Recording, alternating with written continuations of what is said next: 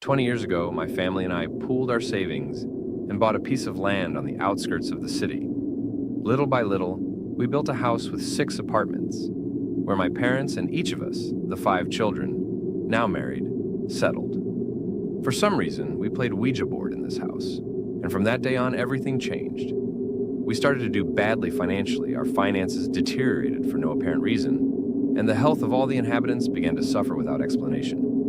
As the years went by, things got worse. But what worried us most was not knowing what had caused such a radical change in our lives. In 2 decades, 5 of my relatives died inexplicably, and paranormal phenomena, as well as illnesses, manifested themselves in the 6 apartments.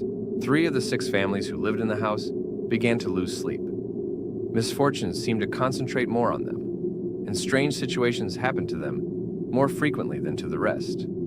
These experiences became increasingly terrifying. Their beds would move while they were sleeping, kitchen dishes would fall for no apparent reason, and shadows would appear everywhere. The rotten smell became unbearable. Finally, these families decided to leave, leaving half of the house uninhabited. Convinced that everything that was happening was a consequence of playing the Ouija board, we decided to ask for the help of a priest, hoping that he could bring peace and free us from whatever was inside the house. Days later, a priest from the nearby temple came to the house with me. However, when he reached the entrance hall, he stopped and said, "There is something very evil and very powerful here. I cannot enter. I need to consult with my superiors." A few weeks later, we contacted a witch who claimed she could free us from any evil. She arrived accompanied by her daughter and began to perform a cleansing. She detected that, under the staircase that led to the first level, there was a dimensional door through which evil spirits entered, causing all kinds of strange situations in the house. The witch told us that these spirits were very powerful and that she would need to perform several rituals to be able to expel them. When she finished the first cleaning, while she was gathering her things to leave, her daughter began to behave strangely. Her eyes were fixed, and she did not respond to her mother's calls, slowly advancing towards the stairs. The mother tried to stop her, but there was no way for her to react. It was only when she hit her in the face that the girl came to. Through tears, she explained that a strange force had taken hold of her and was calling her towards the stairs. The witch, frightened, confessed to us that there was something there beyond her abilities, and that it would be better for us to find someone else to help us, since she would not return. She took her daughter's hand, and they left hastily. After what happened, we received a call from Carlos, one of my relatives, who told me everything. I proposed that we be allowed to conduct an investigation in the house, and the family agreed. 2 days later, we left the station, but, as is usual in these cases, we had trouble finding the street, even though the driver knows the city well. It is curious how we always find obstacles when we go to places with paranormal activity. We finally arrived at the house, accompanied by a doctor in psychology and Master Shoham, an expert in the supernatural. When we began the investigation, the parapsychologists confirmed that, indeed, under the stairs there was a dimensional door through which different energies entered and left. The doctor told me to stand under the stairs and feel the portico. A strange sensation invaded me when I was at that point in the house. I had trouble breathing, and a feeling of anguish, accompanied by a slight coldness, ran through my body. Suddenly, I felt something like a needle sticking into the center of my heart. I put my hand on my chest and, as I made a gesture of pain, the doctor asked me if something was wrong. I told her no, that it might be nerves, but that pain and the feeling of having something stuck in my heart were beginning to worry me, since I had never suffered from heart problems. Later, I told Master Shoham what was happening to me, and he proceeded to examine me energetically. He told me that I had a splinter stuck in my chest and that a being of darkness had put it there. Spiritually, Master Shoham proceeded to remove it. It may be hard to believe, but as soon as he did, the pain disappeared. All of this was recorded by Ignacio with a video camera, and when we reviewed the recording later, we realized that just as I felt the sting, the tape showed an elongated spot on my chest at the level of the heart, which looked like a shadow. The curious thing is that, when I moved, my arm passed several times over that point, but the shadow remained below, which was strange, since a shadow normally reflects on the body. After Master Shoham removed the splinter, the shadow disappeared on the video. The parapsychologists detected a spiritual entity that they described as large and powerful, and then they began a ritual accompanied by prayers in Latin and Aramaic. They lit several candles and surrounded the area near the staircase. Suddenly, the temperature dropped significantly and the energy detector registered intense activity. As I was describing what was happening for the broadcast, a terrible crash was heard. A metal cupboard fell from the roof and crashed just a few inches from the doctor and me. Thank God it didn't hit us, because if it had, it would have caused serious injuries or even death. We immediately went up to the roof with Master Shoham, but there was no one there. We only found some boxes with bottles and 2 battered chairs. It was not possible that someone had thrown the piece of furniture and then escaped without us noticing, since there were no neighboring houses and no way to jump. Surprised, we went back down to where the others were. One of the inhabitants told us that the cupboard had been lying on the roof for more than a year. At that moment, Carlos arrived, with whom I spoke for a few minutes. The doctor and Master Shoham went up to the first level and mentioned that the entity's energy was becoming more and more concentrated. They advised us not to go up, so they marked the area with a row of candles at the foot of the stairs. Just then, Doña Teresa, a relative of the people who lived there, came into the house. I noticed that she took a liquid out of a bottle and spread it on her neck and face. I asked her what it was, and she told me it was a special balm. Despite our warnings, she decided to go up the stairs. She had barely climbed 2 or 3 steps when she suddenly stopped and began to scream in terror. "There it is! It wants to get into me. Help me, please!" Desperate, she ran downstairs with gestures of fear and anguish. I took her by the arm and tried to calm her down. Master Shoham came down to see what was happening, and when he found out, he explained to Doña Teresa the risk she was running by being near the entity. They sat her down on a chair in the courtyard, but her expression was still one of absolute horror. She was sweating and could barely speak. Meanwhile, I continued the transmission, waiting for the parapsychologist's comment. Later, they explained that there was a powerful demon in the house, as well as the spirit of a witch expert in the dark arts. Both entities had several souls, trapped and tortured them. I told her to immediately remove that thought from her mind and turn to God. I called the master again to calm her down. The parapsychologist took her by the shoulders, looked her in the eyes and said, "Look at yourself, breathe deeply, be calm. Everything will be fine. Ask whoever you have the most faith in to protect you, and don't think about it anymore." Surprisingly, Mrs. Terry's face began to change. Her eyes turned bright red, accompanied by an angry expression, and with a hoarse and cavernous voice, she shouted at the master, "They won't be able to do it with me. They called me, and I'm never going to leave here." In a perverse way, she abruptly fell silent. The lady's relatives ran to the other end of the yard as the place was invaded by an inexplicable cold. The driver who was with us ran out in terror, and I called the doctor. The 2 parapsychologists began to pray in Latin and Aramaic, ordering the demon to leave Doña Terry's body in the name of God. She gesticulated in an exaggerated manner, emitting screams, moans, and words in an unknown language. I was in the middle of the 3, shocked by what was happening. Between prayers and screams, the lady's neck suddenly swelled. She opened her mouth wide, and to everyone's astonishment, she let out a deafening scream. The shocking thing was that it was not just one voice. More than 10 voices came out of her mouth at the same time. I know it is hard to believe, but we were all witnesses. After that enormous effort, Doña Terry fainted. The parapsychologists continued praying while the rest of us remained silent, immersed in bewilderment at the terrible scene we had just witnessed. The anguish among the family members grew with each minute. They were extremely worried about what was happening to Mrs. Terry, and they watched in disbelief and fear. After about 20 minutes, the lady came to and began to cry. The teacher explained to the family that a dark being had taken over her body, but that it had already been expelled. He clarified that, since it had been a recent possession, it was relatively easy to get it out. The family members ran to her to hug her and calm her, while she, bewildered, did not remember anything of what had happened.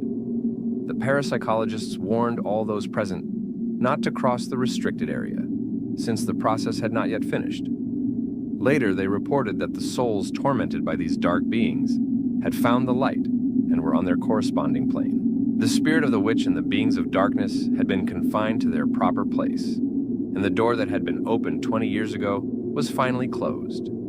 They assured us that it would remain closed as long as it was not opened again. At around 1:30 in the morning, we left the place. One of the things that comforts me the most is the concern that my listeners show in cases like this.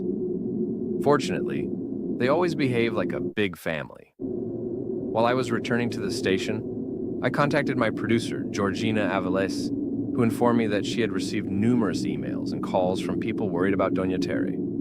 Many of them joined their prayers so that she would stop suffering. It is comforting to know that so many people, without knowing Doña Tere, sent her blessings. Some also asked if listening to these stories could be harmful to them. I have always explained on the air that the only risk is suggestion, so I asked them to listen to these stories as if they were something foreign to them. The stories we transmit happen in faraway places, and listening to what happened on the radio does not represent any danger. However, those of us who are in direct contact with these events, or people who experience supernatural situations, are exposed. On several occasions, we have experienced incidents in the booth during the broadcast. Such was the case of Javier and his grandmother Cecilia, who lived in an apartment where, for 17 years, they experienced paranormal phenomena.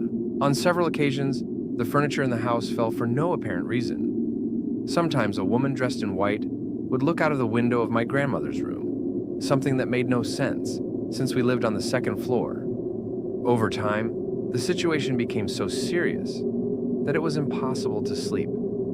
In the middle of the night, the beds moved by themselves, and the phenomena to which we had already become accustomed intensified. We lived a true hell. One day, my grandmother, desperate because she could not bear it any longer, decided to cut her wrists to end her life. Fortunately, the rapid intervention of the medical services prevented a tragedy. Despite this, the tension in the house did not diminish. My grandmother and I spent most of our time outside, avoiding entering the house whenever we could. We only entered the house when we were too tired. Even then, we rarely managed to sleep without being disturbed. My grandmother's health and mind became increasingly weaker, and consequently, our economic situation worsened. Without explanation, I was fired from work, and after several weeks, we were unable to find work. This forced my grandmother to sell gelatin and tamales on the street. One night, while we were trying to sleep, a loud crash woke us up. When we got up, we discovered that a piece of furniture full of decorative objects had fallen to the floor, and almost everything was broken. An intense cold filled the room, accompanied by a strong, rotten smell. We had never experienced anything so serious. We were terrified. As I was picking up the furniture to save what hadn't been broken, I noticed that the doll my grandmother had brought into the house was underneath. The strange thing was that its face had changed. It now had an evil expression, with a frown, wide eyes, and a sarcastic smile. My grandmother, upon seeing it, couldn't bear the shock and fainted. Believing that the doll was to blame for everything that was happening, I threw it out the window. The incredible thing was that when it was thrown, the doll emitted a horrible scream that even the security guards of the subdivision heard. Frightened, I called for help, since my grandmother was still unconscious. The security guards arrived quickly and managed to revive her. Finally, she woke up and seemed out of danger. After my grandmother recovered, I told the guards what had happened. They exchanged glances and smiled as if they didn't believe me. They asked me if I had taken any drinks or drugs, to which I replied emphatically that I had not. I invited them to come down with me to see the doll. They agreed, and when we got to the place where I had thrown it, the doll had disappeared. We started looking for it in the surroundings, and suddenly, the guard's German Shepherd dog started barking desperately towards some bushes. When it got close, it quickly backed away, as if it had been hit. We approached with our flashlights, and to our surprise, we saw the doll running as if it had a life of its own. One of the guards shouted that this couldn't be happening. All three of us were terrified and began to pray. Afterwards, the guards quickly went to the guardhouse. I remembered that my grandmother had been left alone, so I ran back to the house. When I arrived, I found everything in disarray. Clothes, dishes, and books were scattered on the floor. My grandmother was unconscious again. I went over to revive her and saw that she had a bottle of pills in her hand. She had taken them all. I immediately called an ambulance, and fortunately, they managed to save her once again. My grandmother had once again clung to life, but fear and exhaustion continued to haunt us. After a week in the hospital, I was finally discharged and returned home. Since my return, the atmosphere in the apartment was charged with tension. The lady, worried about the disturbed energy, walked around the house with a crucifix and blessed rosaries in her hands. Javier, distressed, called me to relate what had happened. During his call, a huge shadow appeared in his home. Desperate, he asked for help and asked the audience to pray for him and his grandmother, as well as ring a Tibetan bell to purify the environment. The shadow disappeared afterwards, but I thought it prudent to say a prayer and schedule a visit to investigate. 2 days later, we arrived at the house. Master Eric Shoham, Ruth, an obviously very talented person, my producer Ignacio Munoz, and I. The place had an oppressive atmosphere. As we were about to begin the conversation with Javier and his grandmother, a shadow of about 2 meters appeared. We were all stunned as the shadow headed towards the rooms. We followed it to Doña Cecilia's bedroom, where an intense cold enveloped us, and we saw that the room was plagued by dark beings. We went out and Master Shoham prepared a small altar, lit candles, and we began to pray. Upon returning to the room, Ruth was surprised by the arrival of a multitude of dark beings and the classic foul smell. Javier, upon peeking into the room, seemed to fade away, and Master Shoham ordered him not to enter, as his susceptibility could attract the beings. We took him to the living room, where Mrs. Cecilia was crying in terror. Meanwhile, in the bedroom, the parapsychologists were praying in Latin, and I opened my Bible to pray as well. Suddenly, a vase flew towards me, hitting the closet door, but I avoided the blow. Hearing Javier and his grandmother's screams about the shadows in the living room, I ran there. In the living room, I felt something grab my left leg, almost immobilizing me. I prayed for divine help, and the discomfort disappeared. The shadow moved to another bedroom and lay down on Javier's bed. Master Shoham and Ruth arrived and informed us that a powerful being of darkness, invoked by someone called Raciel, was present. With the help of beings of light, we managed to get the demons to retreat, and peace returned to the house. Although strange noises are still heard, we trust that they will disappear with prayers and a change of attitude. The security guards who saw the doll running around the garden resigned the next day, and although we know that facing supernatural situations is inevitable, we trust that with God's help, we will overcome any challenge